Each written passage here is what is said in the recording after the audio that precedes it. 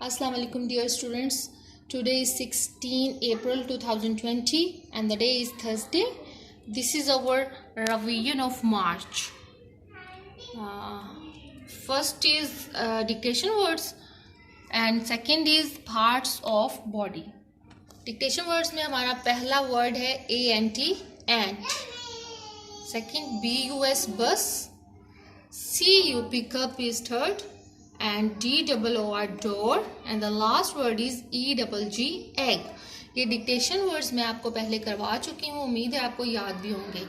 And parts of body में हमारा पहला पार्ट है EYEI, LEG leg, NOSE nose, LIPS lips and the last is HAND hand.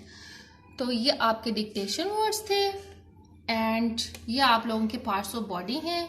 आप लोगों के पास थोड़ा सा टाइम है, इसको याद करें और अभी मैं आप लोगों से टेस्ट भी लूँगी इनका. इनको अच्छे तरीके से लर्न करें और आपको टाइम बताऊंगी कि अब आपका टेस्ट स्टार्ट होने वाला है.